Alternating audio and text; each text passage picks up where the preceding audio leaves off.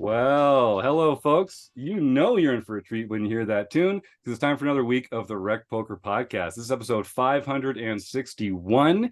This is the chats edition. We also have a forums edition every week, just talking strategy. I'm your host, Jim Reid, Bluffsterini in the home game, and at Rec Poker Jim on Twitter. And I have the best freaking job in the world, as you know, talking poker with my friends here on the podcast every Monday night at 7:30 Eastern, live on YouTube. You can join us for free every week and win a prize just for joining up.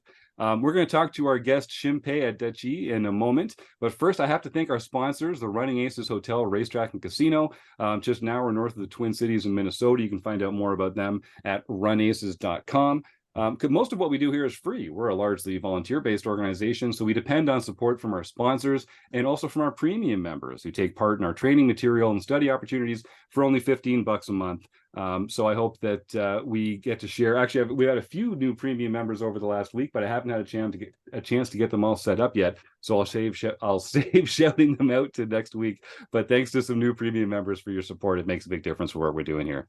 And if anyone else, most of what we do you can enjoy for free. Just sign up with an email address and a smile at rec.poker. But if you want to go premium, you can use the code RecPoker at checkout and get your first month for only $5.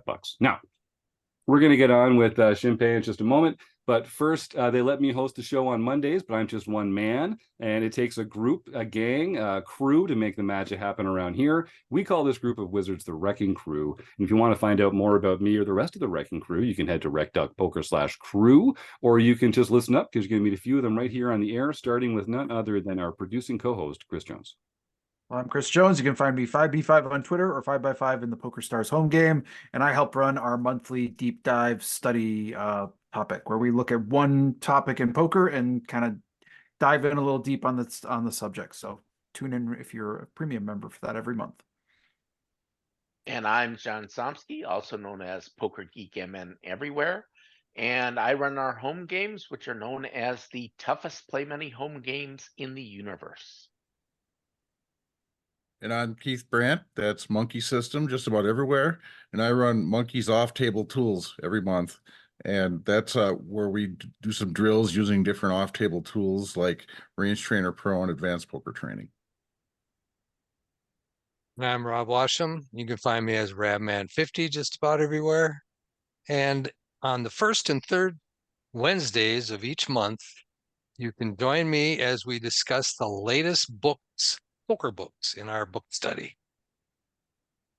That's it. Well, thanks for joining us, everybody. This is going to be a fantastic episode tonight. Like I say, I'm excited to be welcoming Shimpei Adachi into the room here. First of all, I just wanted to say how cool it is to meet another Well, you and I, we're both in Ontario right now. We're making it work. This is fantastic. I feel like I got a new poker neighbor. Exactly. So yeah, when I was doing one of your crew, Sasha Sutton interview, we had 14 hours time differences. So it was quite a difficult to set a schedule. I think it was morning for me when she was like, enjoying afternoon little tea or something. Yeah. Well, it's amazing the logistics. I mean, what a world we live in. This is episode 561 of the podcast. And like so many of these, we're interviewing cool people like yourselves. Sometimes they're halfway around the world. We're lucky to be living in a time when we can make it happen for as easily as we do. Let's talk a little bit about your poker journey. So you've covered a lot of interesting territory. I was reviewing your bio, and Sasha had some great things to say about you as well. I love, starting with the bankroll challenge, getting involved in different kinds of games and different kinds of formats. Tell me a little bit about. We'll talk about some of your success and some of your recent stuff soon. But tell me a little bit about sort of your experience of falling in love with poker.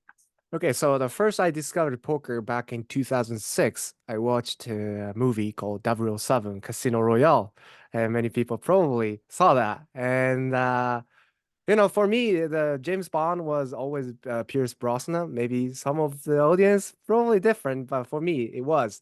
And when I saw a Casino Royale and a new Bond, everything is new, and there was a lot of poker scenes in the movie, and that was first exposure for me about poker, like how you can manipulate people with their mind and how much mental toughness you need. And even the someone like Bond, he struggled, and that was something that intrigued me.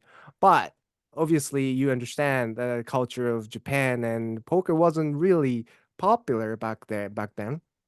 And time moved forward, and back in 2010, I moved to Toronto, Canada, for 6 months to study English.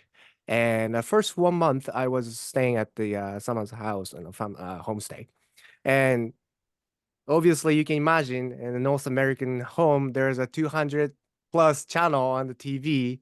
So I was just, going through the TV channel, and I stumbled upon high stakes poker. I don't know which season was it, but classic lineup: Daniel Negreanu, Gus Hansen, Patrick Antonius, Phil Ivey, all the legends. And Hmm. there you go, the poker, and it just got me. And after that, I signed up to Poker Stars, and that was my start. And I'm just going to shout out to our YouTube audience here for a second. If you've got any questions for Shimpei, just type them into the YouTube chat there. And of course, we're also going to be playing Stake Study Stack later in the show with Shimpei. So I'd love for our YouTube audience to start entering some famous poker players' names so that we can play along with that. And I'll also just encourage our YouTube chatters to stick around to the end of the show. Every week, we give away a prize as part of our food bank raffle to help raise awareness for the fight against food insecurity around the world. So stick around to the end of that, but get those questions in for Shimpei. So yeah, it's funny. I think there's so many of us found a love for poker out, in a movie or in a story, and then see something like that fantastic program on TV and get kind of hooked on like the intrigue and the pressure people are applying, and that, like, it's a very cool game. Like, Yeah, you it can is. see why outsiders get this sense of like it is a cool pastime. Yeah. And I think Why that the do you? big No, please, difference in please. North American is the you already have the culture of doing home games. You play poker with your brothers or fathers and kids and all the family poker game, and you have certain culture embedded, but we don't. So something like the movie or even like a YouTuber nowadays, it's such a huge impact, I think. Mm-hmm. Yeah, I want to talk to you about that because it's a very different situation in Japan. Yeah.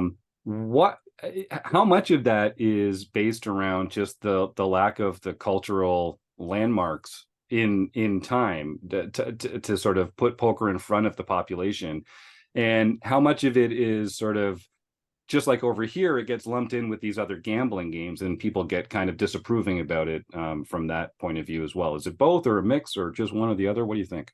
Oh, well, absolutely. The first off is because gambling is illegal. It's extremely harsh Japanese government how they treat the gambling aspect of the game, and poker is one of them. And they started to look into more poker Hmm. as poker got popular last 2 3 years.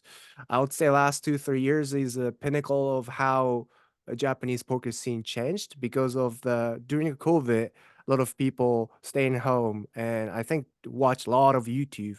And during a Hmm. time, a lot of YouTuber popped up and they went to casinos. They filmed their hands or play online poker, and that was something that double-edged sword because it got popular, but also we're facing a certain restriction, and it's Hmm. only gets harder because uh Japanese government approved to open official first casino in Osaka, which is the second biggest city in Japan, and it's planned to open in 2029. But I'm doubting it's gonna be delayed, so maybe 2030. But because of that, lot of the Japanese regulations trying to put the pressure on unregulated poker site or Hmm. even like small poker rooms, which exist all over Japan now. So I do think that it's going to be tough for the Japanese scene for the next few years. Yeah. Yeah, and it's always interesting when you have a big established group that they're going to have like a license for something. Then I find there's this kind of split where they don't want a lot of competition for that, so they tamp down on all the unofficial games in the area. but it does kind of bring it forward in a way that is legal, which is good in the long term, because now there's the precedent for having a legal game in town, and I can see that being a movement in the right direction at least. Is there I mean, so how do you play poker in Japan then? Is it in underground games? Is it? I Okay. mean, yeah. So tell me if you can tell me a little bit. Yeah, about, of course. yeah. I'm all for that. So during the December and January, I went back to Japan and see what's like in poker in Japan, and there are few ways. And the first one is complete legal poker room, which is more of what Sasha probably said is a pub poker kind of thing. There's Yeah, no, okay. you buying for the tickets or chips, and you cannot exchange any monetary value, which is the most legal way. And there are many of the places like that. And another way, it is illegal, but I would say it's a gray still area, is online poker, which still booming. A lot of GG poker, Poker Stars, a lot of main poker site is operating in Japan, and a lot of people play that. And third is, well, let's go all the way to the last, which is probably you find some like a room with a yakuza and like a completely super illegal, like the bloodshed and everything. But Yeah, for that's sure. I have no idea what's going on over there, but it probably exists.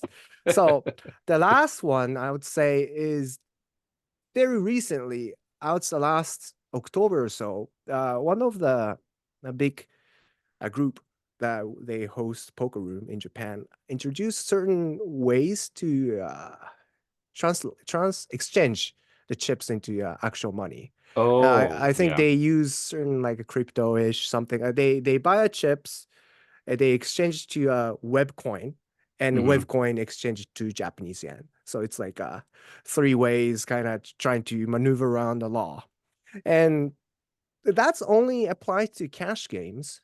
And in terms of tournament, because of the Japanese law, they can kind of maneuver around. So there's a lot of poker tournament. You can buy in and you can get the actual money out of it. Yeah. So the Okay. tournament is like one of the most popular. I would say like 90% of people play tournament in Japan now.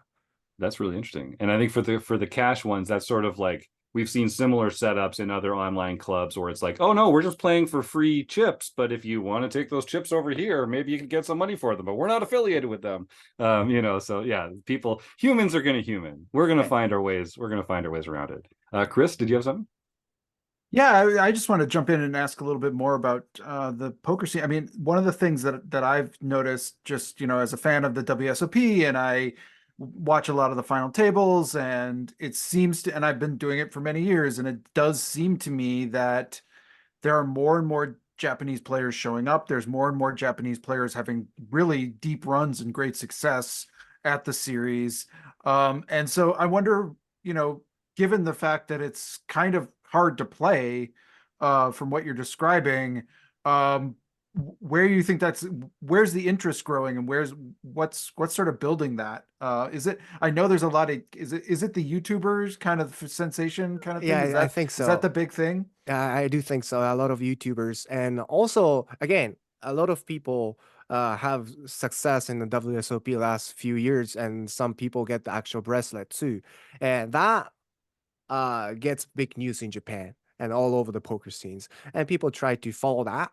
So it's a good cycle right now that poker gets popular. People join a bigger tournament, they make a success, and they make a huge stories, and a lot of people trying to follow. So I think that's what's happening right now. So you've had an interesting life. You've been involved in Jiu-Jitsu. You've got involved in FIFA. You obviously have these passions and hobbies that you like to pursue and enjoy. And you're not a professional player. You remain a recreational player. And so what's your day job? How do you sort of keep food on the table while you're indulging in all these fantastic hobbies and interests? So I graduated from college back in 2020 in Canada, and through COVID, I had a really tough time to get the visa because of all the issue. So now in Ottawa, I started to doing the construction work with my friend. So that's my day job right now. Yeah. I'm just going around and just like fixing hydros now, Awesome. which is actually completely different because before I come to Canada, I was broadcaster in Japan. I was working for like a radio and TV station, and it's about 4 years. Mm. And even the college degree I have is broadcasting. So this is what I actually do for a living and used to, and what I Yes. love about. And but now I I fix hydros. It's so funny, yeah.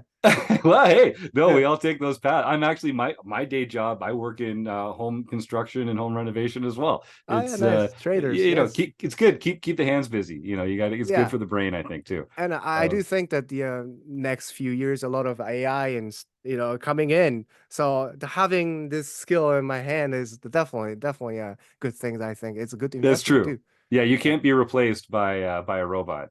So that's yeah. good. That's important. I should point out two of the members on the panel here are retired. So they would say that actually, no, you don't have to keep your hands busy. You can just enjoy. Congratulations again, Keith. And Rob's been retired for so long, it's not even exciting anymore. But yeah, for the rest of us lugs with day jobs out there, it's a little bit of balance that we enjoy.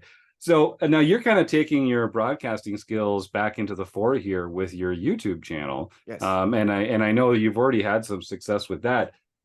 You started it just in February of last year, and then you've monetized it by the summer. Feels like that's all moving in the right direction. Tell us a little bit about the kind of stuff that you produce for YouTube. Yeah. So the beginning of the YouTube channel, I was planning to do both poker and FIFA, but I realized that the poker has such a huge uh, boom in Japan, and FIFA is always like FIFA. There's too many competition, but like doing a poker channel in Japanese is something that there's not many people. So that's something I found niche. Mm. And yes, I was able to monetize in the summer, which was very surprising to me. And beginning of that, I was producing a lot of free strategy contents as well as play and explain. But Mm. as the time goes by, I started working, and work gets my, a day life, right? Yeah. And the editing takes so much time. So nowadays, I only do live stream, which is typically 2 hours to three, and I kind of edit the shorts. And I started focusing on those interviewing professionals, Mm. because again, beginning of my YouTube career, and I was also active on X. And what I was doing Yes. is You can call it translating. Twitter. It's okay. We all Yeah, know it's yeah, still Twitter. That's yeah, kind Twitter. of sorry. Yeah. So I was a lot of time I was translating Sure. foreign professional poker players, what they're saying and what's the information about it. But now there's a lot of Japanese people starting doing that because it's easy. There's a lot of the program to do the translating. So I switched to doing interviewing professional poker players, and the latest episode was Sasha Sutton, and it's been great. I love what I do, interviewing people, and it's actually helps Japanese community and all the poker community as well. So. Yeah, good for you, man. That's great. Well, it sounds like you're moving everything in the right direction, and I love that we can be growing the game Yep. in as many new countries as possible. I won't mention anything about them in case they're not supposed to be doing it, but we have a couple players from Japan in our online home game club that we play for free for play No money on way. PokerStars. Yeah, yeah. Wow. And I'm not going to say their name because I don't want to get them in trouble if they shouldn't be doing it. But it always warms my heart when I get to call them out as a winner in our home game series As on the long as podcast. it's home game, it should be fine because Okay, they don't buy in, right? Actual no money. money, no Okay, money. okay, All you that's can fine. win are these fantastic pins. That's the Oh, only that's thing you can. great They're though. free. Yeah, Yeah. but home game is completely legal. So yeah. Okay, good. All right. Well, then JMay USA, congratulations on all your success in our home game club.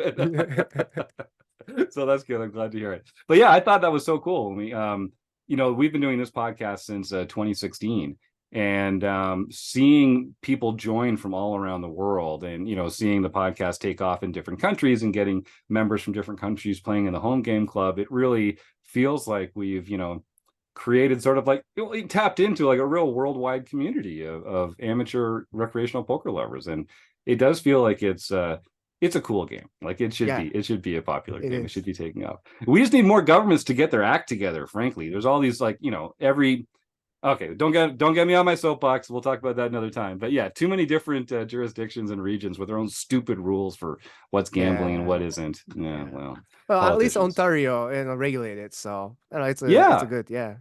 Now, had you play mostly online? Yes. And I guess you've been playing in Ontario for a while. Were you playing before they geofenced it? Yes, I did.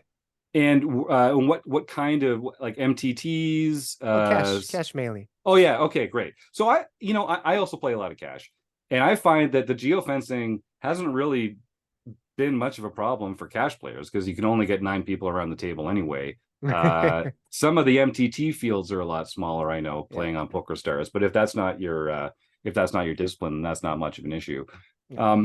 I want to talk to you a little bit about the play of your opponents. So you've played lots of different sites, you've played different stakes as you've moved up and you did your bankroll challenge and that kind of thing. As you start playing in different player pools, how important is it to sort of know what mistakes those players are making so that you can exploit them? And how important is it to just play your game and not worry about getting too out of line? Because I think the people at 1 cent, 2 cent are making different mistakes than the players at 50 cent a dollar. And so how do you adjust your play from player pool to player pool, or do you?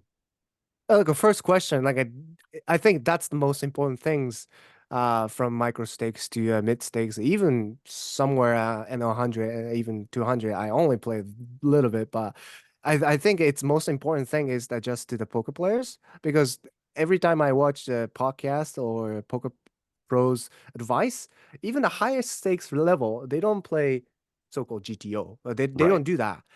So the first thing is it's most important things, and second thing is even the stakes, not even stakes, different sites has a different tendencies. So even before the Ontario regulation, I was playing a Unibet for a long time, Mhm. and Unibet on Sunday night is crazy because a lot of gamblers, they probably bet on the sports bet, and they guess join the poker because they're bored. And when you think about that tendencies, those people who don't know how to play poker, they are not going to join 1 cent, 2 cents because they want at least want to Right. see big numbers move around. So I found it's interesting that during that time, NL50 and NL100 was softer than NL25 because Mhm. NL25 a lot of tight grinders, and NL50 and NL100 I didn't check the NL200, but those times people just go nuts. So and if you're playing those situation, and if you playing so-called your game, you're missing so much EV because Mhm. if the guy's open jamming every single hands, you're not gonna fold. Like, yeah, so you have to adjust. So yeah, I would say so.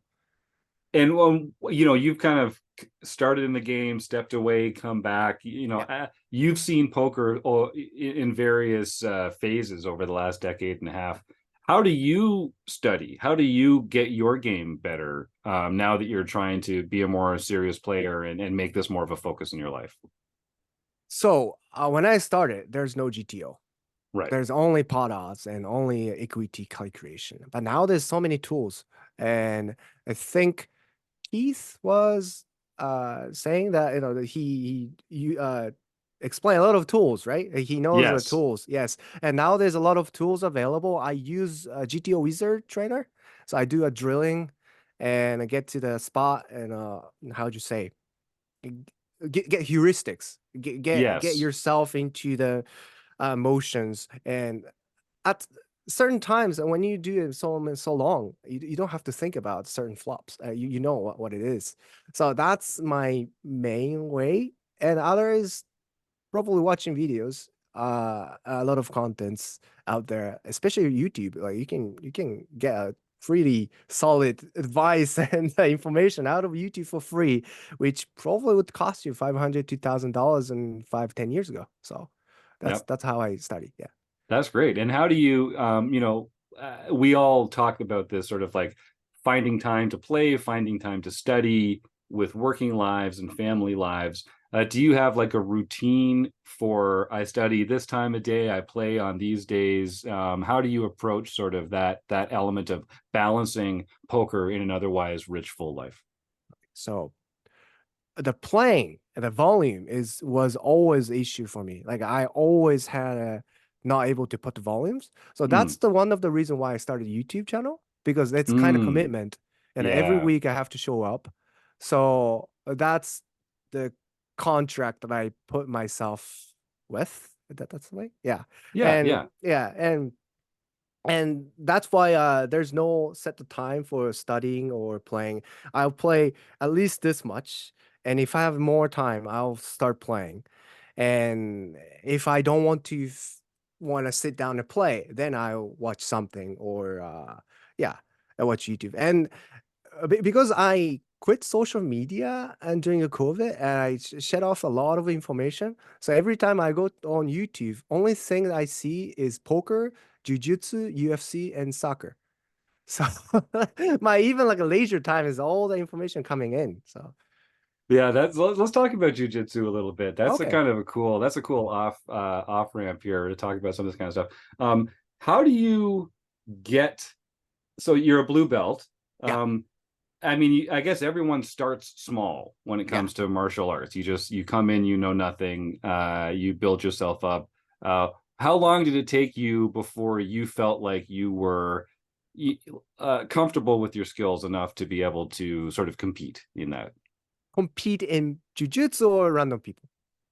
Yeah, good question. Both. I want an answer for both. Give me an answer Okay, for both. so the first 6 months, I felt that I can kind of control if some random average Joe is trying to fight me, and I can just do Yes. something. And competing, I think 1 year, or 9 months or something like that. I competed in a white belt. So there's Brazilian Jiu-Jitsu. There's 5 ranks: white belt, blue belt, purple belt, brown belt, and black belt. Okay. And usually it takes 1.5 to 2 years to get the blue, 3 years from blue to purple, and 2 to purple to brown, another 2 to brown to black. So it takes 10 years to get from white belt to black belt. So I would say the competing wise, 1 year to 1.5 years. Yeah, I got my blue belt after 1.5 years. So I was a little quicker, but Sounds also like I it. was Yeah. but I was also in the dojo for like four times a week. It was very close to my home, so I was doing that. It feels like one of those things that, like poker, you can sort of pick up a few skills pretty easily, and then it gets hard. And then like the law of diminishing returns kicks in. Yeah. Like I find. So what are some of the common mistakes? Like you said, after 6 months or so, you feel like you can kind of handle your average Joe Blow. Like, Yeah. what are some of the stupid mistakes that like they're going to make that make them easier for you to handle than a typical well-trained martial artist? I would say they don't understand the range. Like what's the not the poker range, but like distance management. Yeah, exactly. I like that. But range is going to apply to both. But yeah, no, okay, yeah, distance range. You got it. Yeah. And also like when I learned jiu-jitsu, actually learning poker really helped me, because I understood the importance of the fundamentals, and also how hard to retain certain skills, because poker, even if you learn something, you can't apply it right away. And same things happen in jiu-jitsu. You see the movement, you see the instructors, but can you do it live in the situation? Like everything's, the other guy's trying to choke you and you're trying to do a certain move. Like, not really. So that's something that helped me to learn. But to answer your question, probably they're just really unaware of how they use the body, how to stand. You can't just like move around like this. You have to have a certain the stance. So I think that's the one that when I see the fundamentals, right? Like people don't appreciate how important that kind of stuff is. Like having, in this one, balancing your weight properly, and like supporting yourself and knowing how far your arm actually does extend in front of you, and that kind of stuff. So what are some corollaries taking it back to the poker world then? What are some of the, so you play online. Poker Stars is not anonymized, so you get the same players again and again. You can recognize them, take notes on them. Do you use Poker Tracker or any kind of aid like that to track your hands? I use Hold'em Manager 3. Yeah, okay. Yeah, and I do take notes very, very religiously. And even when I let's say try new stakes or anything, I do scouting before even I sit down. Because if there's 6, 7, 8 tables, and if the guy is playing 4 tables right now, the guy is probably regular side. So I just take the color coding and probably regular. And also if I see a guy with short stacks, like weird stacks, like let's say a 68 big blind or something is sitting there, probably recreational. So I just gonna take the mark so that I know which table is more profitable, like even before I sit down. Yeah, I like that. They used to let you search for players because I had a similar. If I was going to sit down, I searched for every player, and if they were on 3 or more tables, they got a light blue tag. And until I learned more about them, I would at least know that they were multi-tabling, and that could tell me something about them. What are some other actions that players can take that demonstrate to you, oh, this person needs to get tagged with a certain color, or this person is, I'm going to put them in this box in my mind. What are some of the ways that you like decide what kind of player someone is when you're only playing with them online? First, limping. And if the guy limps, yeah, it's just, one thing that you can just mark. And another thing is overcalling from small blind, but it is GTO approved in certain situation. Let's say a UTG opens, and you can a certain frequency that you can overcall pocket deuces or threes, because big blind cannot squeeze very easy because of the against the UTG range. But in the situation like that, let's say MP opens, cutoff calls, button calls, NSB calls, and something like that, it just kind of shows the tendency of the passive side. So I do that. And also sometimes the weird open ranges, not range, open sizes, 3.5, 4, something like that. It's a bigger size. And 3 betting small and out of position is also something that I make it. Yeah, sizings. I think that's huge. Yes. We leave a lot of money on the table. Recreational players leave a lot of money on the table with not being thoughtful about sizings, for sure. That one for sure. Keith, you unmuted. Do you have something? Yeah. Now that poker is starting to become legal and more popular in Japan, and more so as the future comes in, are there already is there already coaches available in Japan? Is there already Japanese language coaching going on? Yes, they are. And right now it is interesting time because they're trying to figure out what's the market value.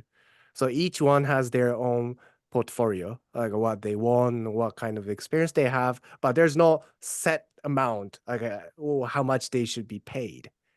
So now they're trying to figure out, So it's still an emerging market, but I just think in the coming years there's going to be a global elite player coming out of Japan just because of the primary education that you get, the math education you get, and just I lived in Japan for 4 years, so I know, and I already feel it coming now. You see the rising sun, huh? Yep. That's awesome. That's awesome. Shinu, what advice would you give to someone who wanted to start in the same way that you have? They're a recreational player, but they want to start streaming, or they want to start a YouTube channel and producing some content.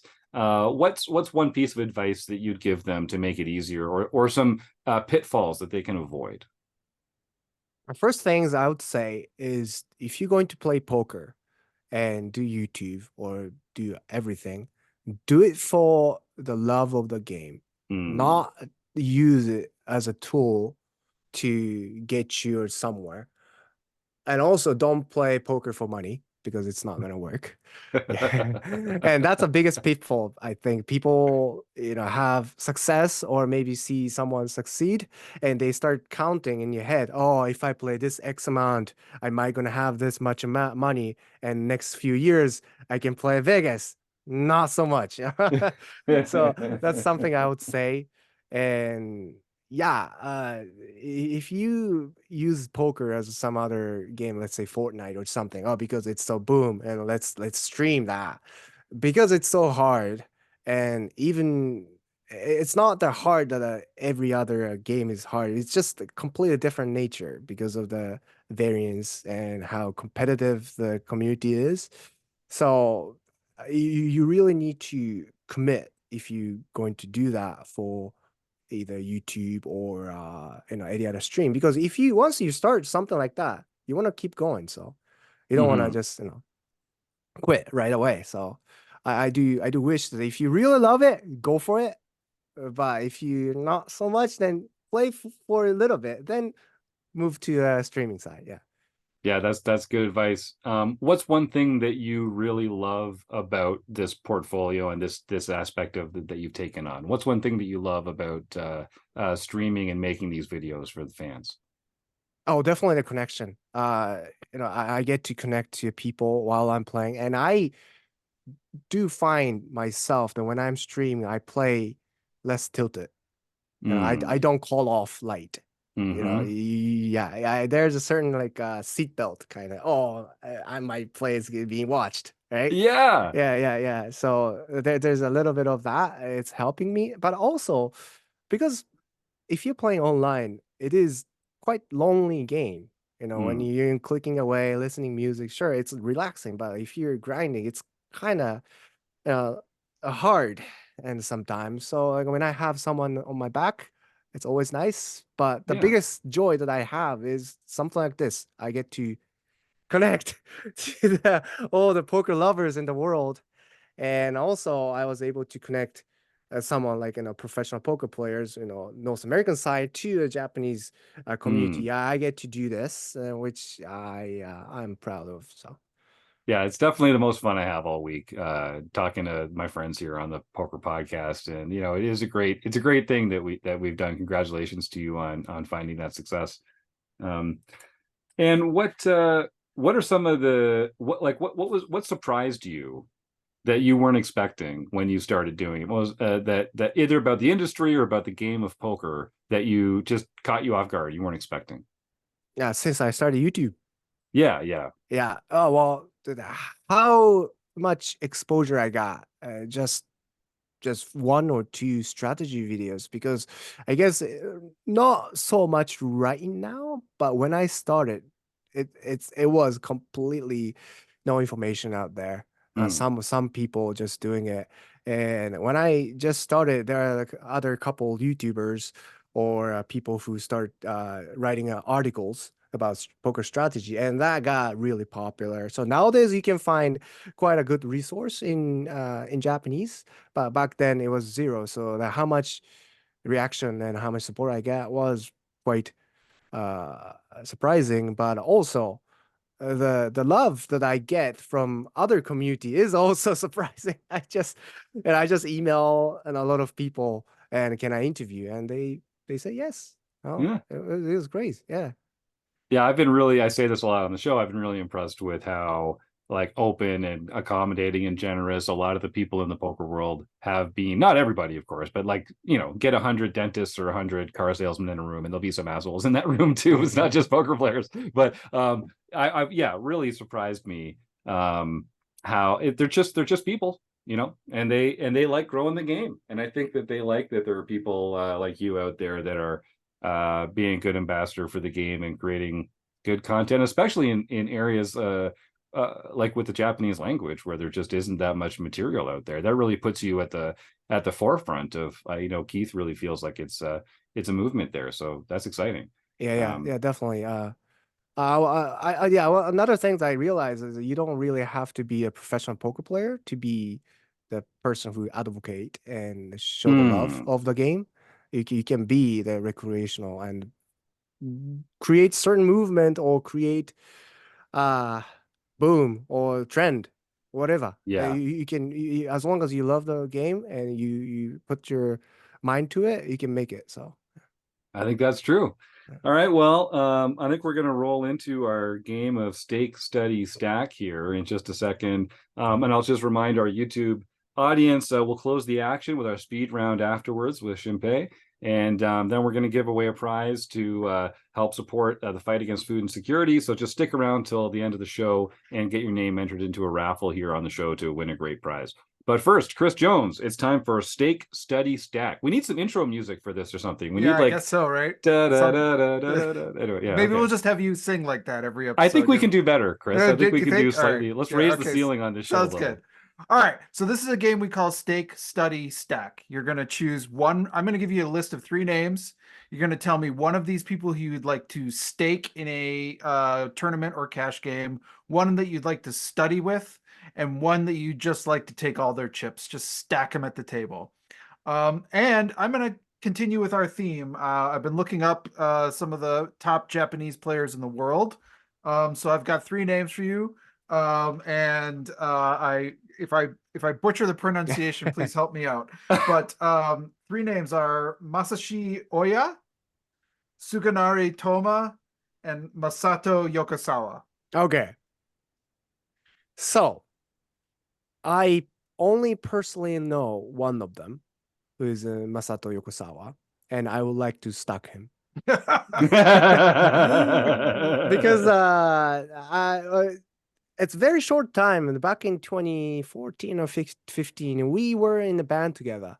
I played drums and he played guitars. Ah. Yeah, and we were kind of close. We play football together to a little bit short time, and after I decided to go to Canada, and we kind of separated away, and we didn't have really much of connection anymore. And when I saw him again, was at the GPI award.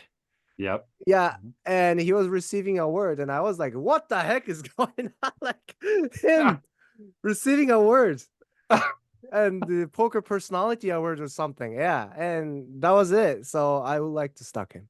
Okay, all right. That's We got our stacker. That's a good one. I mean, he's kind of blown up in terms of the poker scene and everything. So that's a good one. So who are we studying with, and who are we staking? I would stake Mr. Oya, I think, because he just recently won a bracelet, and he's the top of the Japanese all-time money list, I think. Yep. And yeah, just over 4 million USD or something. Good- Yeah. So definitely, good choice. I just gonna stake. And Mr. Toma is, I do believe he is with Natural 8 Professional as a sponsored pro. So yeah, I would like to study with him. Awesome. Thanks. There you that's a go. great answer. I loved learning that you were in a band with Masato. That's really amazing. Yeah.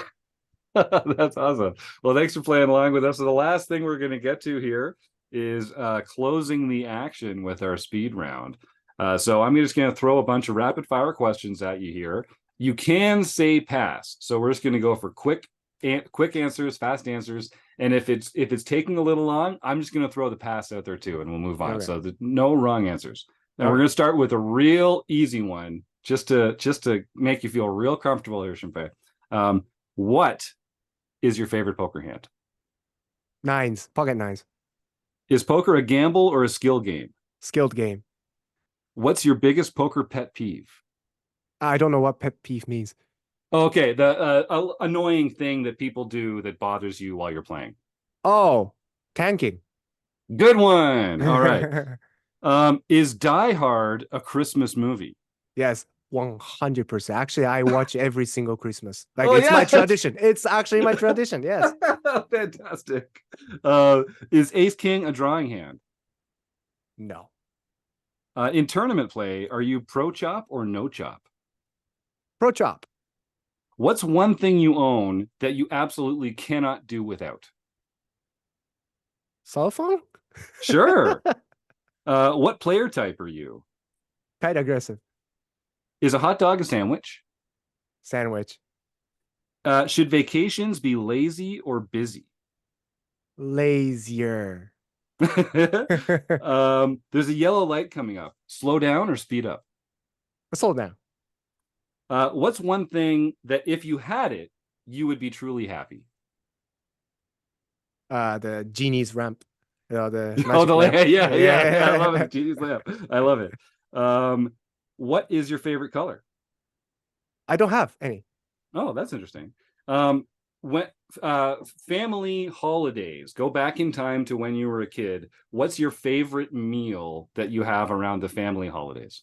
Oh, I would say curry rice, Japanese curry rice, but which I make it. So, Oh, all right, nice. All right, then last question here, and you're doing great so far. This one you can take a little time if you want to answer. It's not technically part of the speed round. What's one thing that the poker world needs to do differently? let's rake. Yep. Okay, nailed it. Nailed it. Hey, Chris, we do need some sound effects for this, I think. We need some like TikTok music, maybe an intro, like a ding or something like that. Like a Mission Impossible kind of, Yeah. Dun, dun, dun. I think that could be the next generation of Eric Jim's I agree. program. I agree. Yeah. It'll be good. Okay, we're gonna workshop that. So great work. I'm just doing some quick math here. I got you at 751 points. That's pretty good. 751. Fantastic. So thank you for playing with us, and thanks for coming on the show. Shimpei, this was a really fun interview. I knew it was going to be, but I had a really fun time talking to you, neighbor. Maybe I'll see you. Maybe I'll see you in the Six Max tables on which stakes do you play? PokerStars here. I just wherever, whenever. Okay. I'm still annoyed they don't do full ring here in Ontario anymore on PokerStars. I can only see. I'm an old man. I like the comfort of being able to just fold a lot, wait for premiums in position. That's how I like to do it. Yeah, if you see me, my username is ShiniPokerYT. So if you see me. All right, I'm Bluff Storini, so I'll keep an eye out. Hopefully, we'll see you, and we can stack each other, and then we. But next time you come on the show, next time you come on the show, we'll do a forums edition based on one of the hands that we played together or something like that. Yeah, that sounds really good. Or even we can play right now. Face to face. Are you blind? Maybe not. We won't do this on the air, but we'll connect offline and talk about some ways that we could get together and have some fun, because we do those kinds of activities here, and we do a lot of fun, like play and learn stuff with our members. With the camera and that kind of stuff. So you never know. You might not have seen the last of Shimpei Adachi here over at RecPoker. Where can folks get a hold of you? What would be the best way for them to connect with you? What's the hottest link that you could possibly drop on the show for folks to get more Shimpei Adachi in their life? So Twitter, X is ShinnyPoker, SHINNYPOKER. And even YouTube too, Shinny Poker, and even Twitch or Instagram, Shinny Poker. So if you look up Shinny Poker, you'll find me. Fantastic, and I'll also put a link on the to the YouTube channel there for any folks that are fluent in Japanese and want to get more involved. I think that's so cool. And I guess for everyone else, we're gonna start typing the words food bank into the YouTube chat here. We'll start doing our raffle right after we say goodbye to Mr. Adachi. Thank you so much, sir. This was a pleasure. Reach out anytime. Good luck on the felt, and we'll talk again soon. Yeah, and I'll stay here till the end. But, okay. Yeah, it's lovely. And that's fine. Yeah, we'll see. Yeah. You're going to learn about...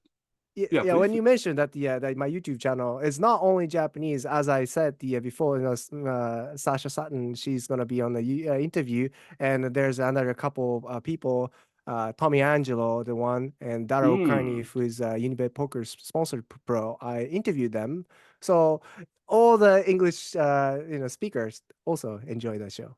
Great, thank you. Good clarification. And boy, some good guests there. I mean, Sasha is obviously fantastic. Dara is also a member of the RECing Crew here. He's been a great influence on our members and a fantastic friend of the show.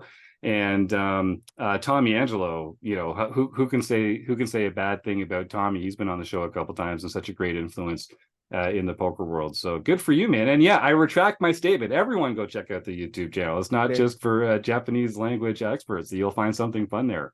Thank you for that correction. And stick around, man. Get comfortable. we're going to talk about some home game results, talk about some upcoming events. I see some people are starting to type the words food bank into the YouTube chat. John Somsky, why don't you give them a couple minutes to get that all wrapped up by talking about some recent home game results, and we can see who's won some pins recently.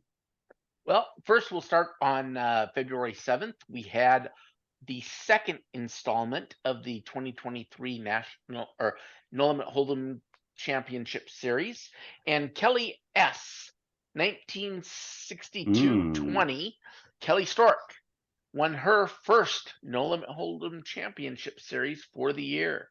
This also propelled her into first place for the Player of the Year race, although it should be noted that last month's winner, Pet Bet, Kim Kilroy, was not able to play this time. So it didn't, it wouldn't have taken many points to even that out there. So, but again, only your top 10 scores count. So you can miss a couple of games and you can still be in the hunt for the victory there. And yeah, so just to be clear, this is on the first Wednesday of every month, and you can still get in March, and you're having missed January and February won't count against you. It's not too late to get involved in the Player of the Year. And congratulations to Kimberly Kilroy and Kelly Stork for winning in January and February. That's nice to start the year off with a couple of fantastic ladies in poker, showing us all who's boss. So congrats, way to go. And then February 5th, John Lancer got his first nightly victory for the year. Ship and Flip Rec, Luke O'Driscoll got his first nightly victory for the year. Larson's Opening, George Borden won his first international victory. Apple O' My Eye, Harold Berry also got an international victory. And Mike B, 172, Mike Bear, won the LPP event. So he can contact info at rec.poker for his free month at Learn Pro Poker. That's right. Congratulations. As you know, if you play the home games, they're all free, but the prizes are real. It's not just these fantastic looking pins, but if you play on Sunday, you can also win a free month at Learn Pro Poker. Send that email to info@rec.poker and let's get you all sorted out. Chris, I only see 3 lucky people in the YouTube chat that want to win a prize this week. How is that possible? We've got way more than that watching live, but only 3 have typed YouTube. Oh, here we go. Yeah, Shinny knows what's up. He's getting in there. They should be typing their names in. Let's go. Let's go. Type food bank in the chat. You're running out of time. I see Jim West, and Jim, welcome to the show. The RRRCCC, an old standby. Stuart Carriage, one of our premium members, fantastic guy. And Shimpei himself jumping in there. So that's 4 to my count. And that's the order that I see them. 25% equity, right? It's pretty good, right? Yes, it's pretty darn good. It's like, I don't understand. These are all poker fans here in the YouTube chat. They don't understand what a free roll is. I mean, come on, you got to get in there. All right, I think we got 5. They're making your math harder and harder, Chris. Okay. Luckily you've got all these different nerdy dice. How do you want to handle this? This just gives me the box car, and I think if we roll a 6, why don't I, since Joe isn't here, why don't I do it? So if we roll a 6, for every 6 we roll, I will donate $20 to our local food bank. All right. What a fantastic Chris, idea. Since you're running it, I'll be Joe this week. So you roll, I pay. All right. How about that? So every 6 we want 6s. Otherwise, we're going in order, even more than we did before. 1, 2, 3, 4, 5. Right? Yes. 1, 2, 3, 4, 5. Okay. Yep. Let's see who the winner is going to be. It's a 3. Okay. That is Stu Carriage. All right. Congratulations, Stu. You know the drill. You're already a Rec Poker Premium member. So you've won a free month at Learn Pro Poker or pokercoaching.com or the Poker Forge or Tournament Poker Edge or a number of our other fantastic learning partners. You're going to love getting more involved in the poker community. Like we were saying at the beginning of the show when Shimpei was talking about sort of like the outreach that he's gotten from people in the industry.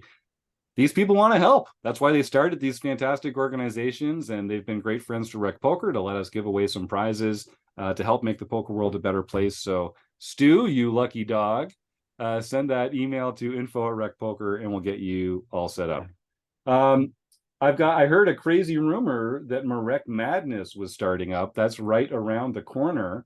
We have a slight revision to the broadcast schedule. At this point, we're looking at Tuesdays this year. We're going to be broadcasting the matches live on Twitch at twitch.tv/RecPoker on Tuesday nights in March, and with the finale happening in the first week of April. So it's going to be a lot of fun. I hope people have a chance to come and join us for that. We're going to have some fun guests. We're going to have a great time, and we're going to square off against each other and see who is the Marek Madness winner over here in 2024. Keith, Rob, John, Chris, what else? Is there anything else that we should be mentioning coming up? I know, Rob, you've been making great work in the book study. I don't think we have a new book coming up anytime soon, but we could be. We're cruising through this one. So okay, I'm thinking that sometime either the first Wednesday of March or the second Wednesday of March would be a good time to have Alex back on the show to do a Q&A with him.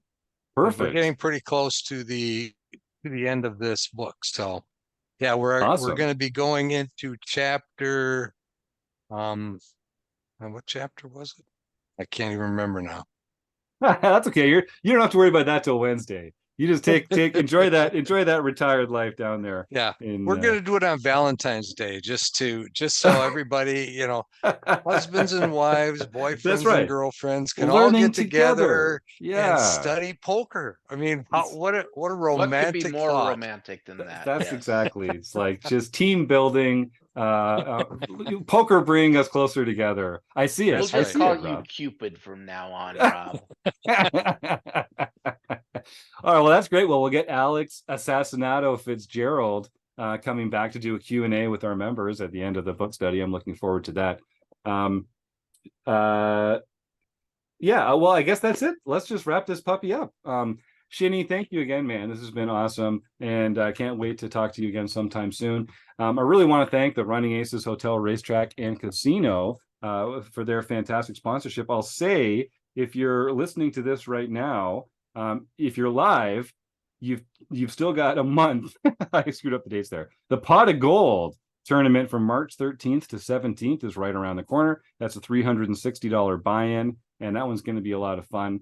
We're going to be heading back to Running Aces sometime this summer. I think August is when we're looking at, so I can't wait for that. So thank you, Running Aces Hotel, Racetrack, and Casino.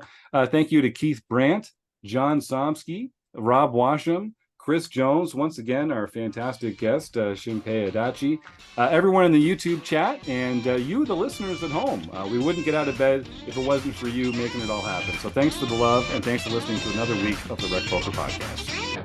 ありがとうございました。さようなら。